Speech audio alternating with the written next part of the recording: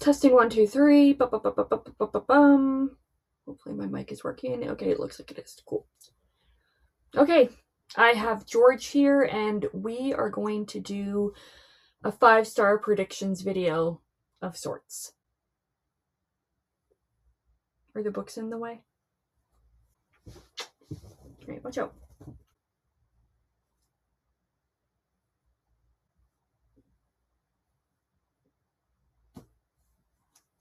That's pretty.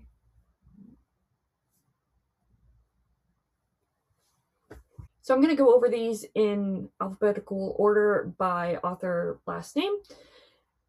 And I guess that's my rhyme and my reason. So the first one that I have here is Hollow by B. Catling. All that I know about this book is the cover is awesome, and that it's set in medieval times.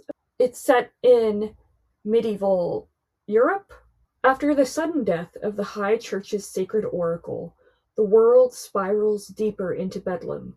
Evil forces envelop the countryside, the line between life and the afterlife begins to blur, and a series of strange mysteries unfolds. A young monk has ecstatic visions and loses his ability to speak. An underground revolution is sparked in a small village, with a woman called Dull Gret at the helm. And Barry Follett, a mercenary, leads his gang of marauders across a treacherous terrain filled with giants and dangerous sirens to deliver the one thing that can restore order to the divine landscape. As reality bends, a series of brutal adventures illuminates the nature of fate, beauty, and doom alike. Rich with action and fantastic creatures, Hollow ushers the reader through a world where holy secrets are unearthed. Art mirrors life, and death looms over everything. I am even more sold.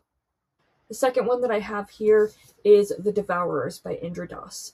This is a novel that I've been wanting to read for a very long while now, ever since I read the short story anthology Mythic Dream, where I read a story by Indra Das, and it was called Kali Na, and it was absolutely and utterly captivating and obviously seared into my brain because I remember the name of the story at all, let alone aspects of the story. And his writing just in that story alone really just told me that I would love anything that he writes.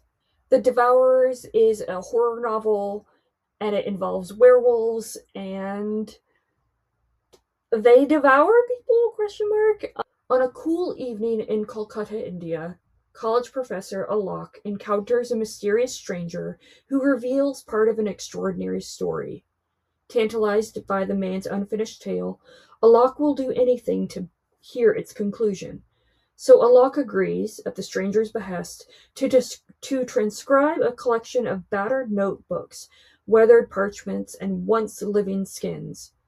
From these documents spills the chronicle of a race of people at once more than human yet kin to beasts, ruled by instincts and desires blood deep and ages old, and the lone woman who dares defy them. Lauded by critics and readers alike, Indra Das's incredible debut novel is laced with elements of folklore and fantasy, but offers plenty of dark surprises and lush prose behind every frond and tree. The Devourers is an experience unto itself, shifting dreamlike between present and past, transporting readers to once familiar places made wondrously new. That has me very, very excited. Also, the cover is beautiful and gorgeous and makes me excited, and is so catchy, so striking. And it is done by the wonderful human being who did the map of The Spear Cuts Through Water, Chris Panettiere. Switching gears just slightly to a more literary, maybe horror, maybe just morbid novel, and it is Matthias Enard's The Annual Banquet of the Grave Diggers Guild. This is a novel that I picked up blindly at Barnes & Noble. It was on the new release shelf. It sounded interesting to me. I've not looked up anything on Goodreads about it. I haven't looked up anything on the internet about it. All I know is that it involves death, and all I remember about it is what I had read on the blurb when I picked it up for the first time at the bookstore. I've subsequently forgotten what this book is about, other than death is involved. To research his thesis on contemporary agrarian life, the anthropology student David Mazan moves from Paris to La Pierre-Saint-Christophe, a village in the marshlands of western France. Determined to understand the essence of the local culture, the intrepid young scholar scurries around restlessly on his moped to interview residents.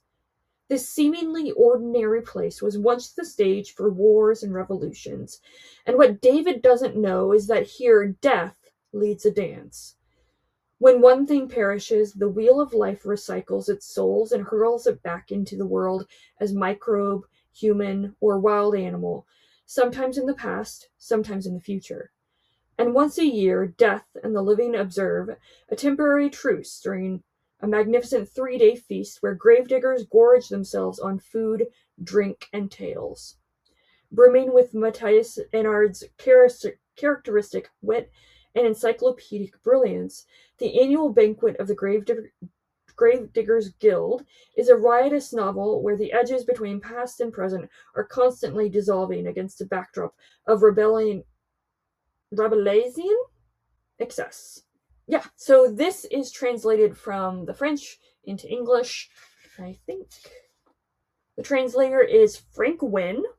This originally came out in 2020 in French. Next one that I have is Poor Things by Alistair Gray. I could put this in like a recommendations video, books that people have recommended to me and I still haven't read, because this is definitely one of them. Bex has yelled at me to read this book every single time I have any sort of interaction with her. And I will read this book. And I also think I will really, really love it. So, hence why it's on this video. Poor Things has an adaptation with Emma Stone, and it's Frankenstein-esque, which is the thing that sold me on it. Other than obviously the fact that Bex recommended it to me. And I think she probably did recommend it to me because it's Frankenstein-esque. But it's about a man who brings a woman back to life or builds a woman or something. Yeah, that's really all I know about it. What strange secret made rich, beautiful, tempestuous Bella Baxter irresistible to the poor Scottish medical student Archie McCandless? Was it her mysterious origin in the home of his monstrous friend Godwin Baxter, the genius whose voice could perforate eardrums? This story of true love and scientific daring whirls the reader from the private operating theatres of late Victorian Glasgow through aristocratic casinos, low-life Alexandria, and a Parisian bordello, reaching an interrupted climax in a Scottish church. Well, that's gonna be fun. Right, next one I got here is The Wall by Marlene Haushofer. This is another translated work, I think, from German? Yes, translated from German. This is dystopian, and Chadia really likes it. And Chadia and I tend to have fairly similar taste. So, here's to hoping. While vacationing in a hunting lodge in the Austrian mountains, a middle-aged woman awakens one morning to find herself separated from the rest of the world by an invisible wall. With a cat, a dog, and a cow as her only companions, she learns how to survive and cope with her loneliness. Allegorical, yet deeply personal and absorbing, The Wall is at once a critique of modern civilization, a nuanced and loving portrait of a relationship between a woman and her animals, a thrilling survival story, a Cold War-era dystopian adventure, and a truly singular feminist classic. So yeah, that is The Wall. The next one is a book that, if you have seen my Jane Austen for Fantasy Readers video, you will know that I did not have a recommendation of a fantasy book to go along with Persuasion. The more that I've come across various books and premises and the way that I've heard people talk about some books, This is the one I feel most might be worthy of the comparison to Persuasion by Jane Austen. And that is The Snow Child by Eowyn Ivey. This is a book that I came across when I first was reading the Winternight trilogy, fell in love with the Winternight trilogy, and then around that same time I actually had read The Starless Sea by Erin Morgenstern.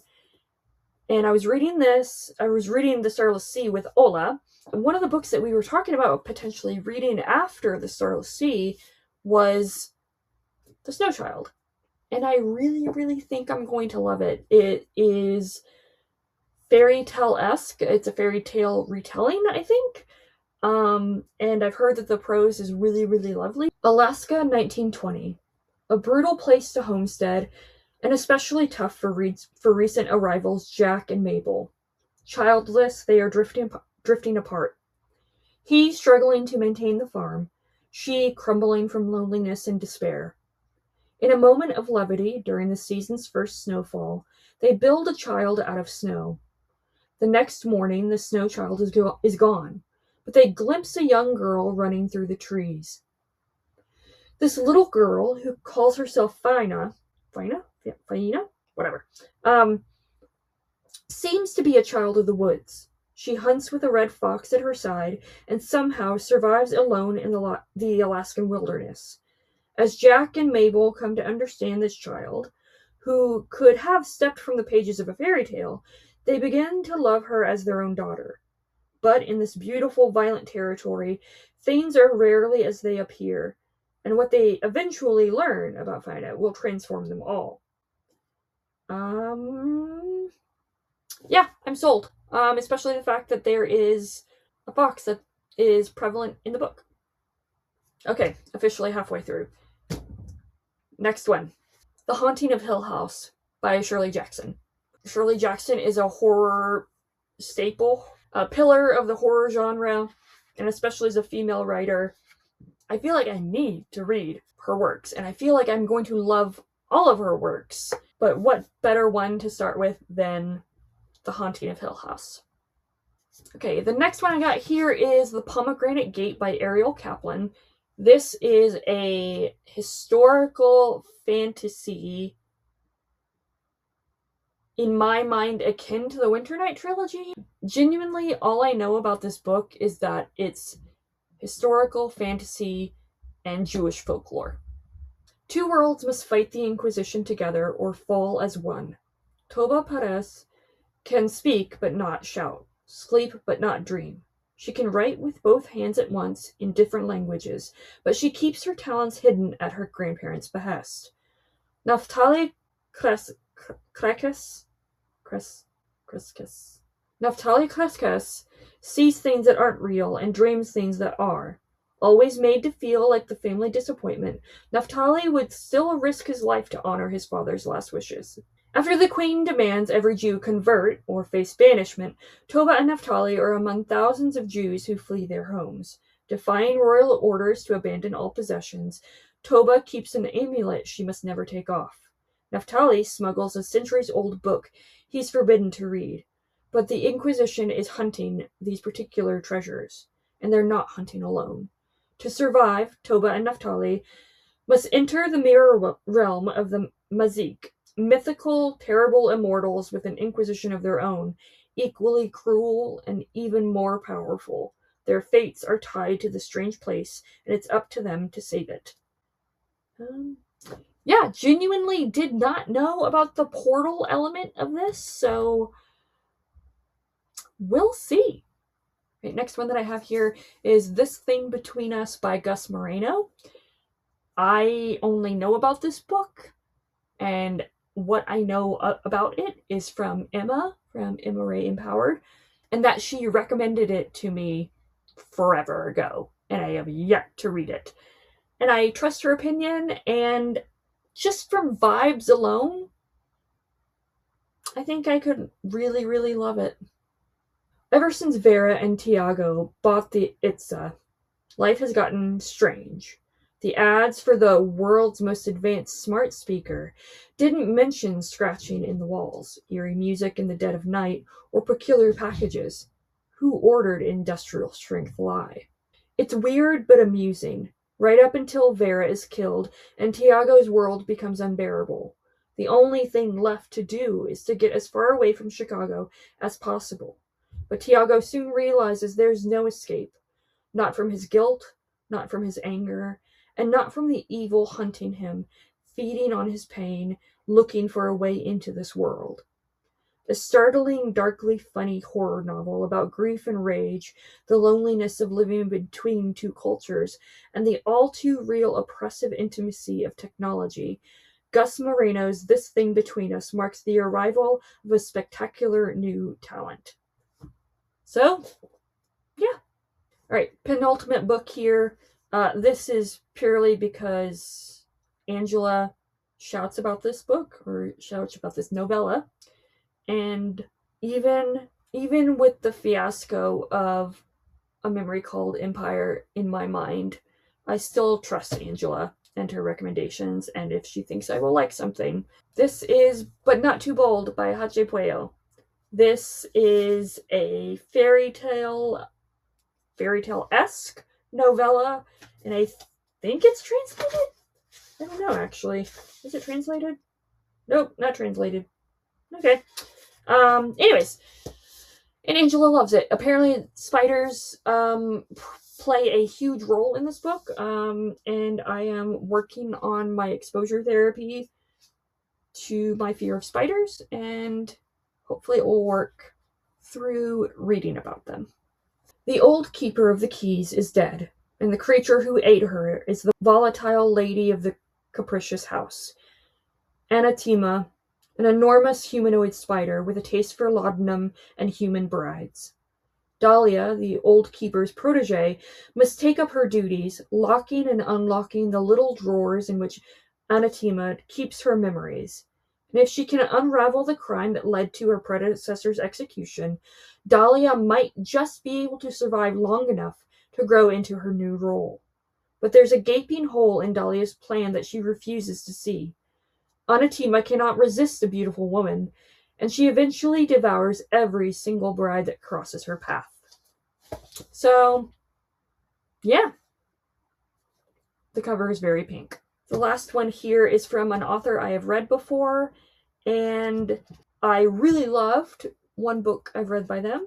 I did not particularly appreciate the second book of that series that I had read, and the author themselves is pretty controversial, but I do still want to read The Terror by Dan Simmons. This was a recommendation from David from Four Corners of the Page. Really less a recommendation and more of an agreement. He would read The Spear Cuts Through Water, and I would read The Terror.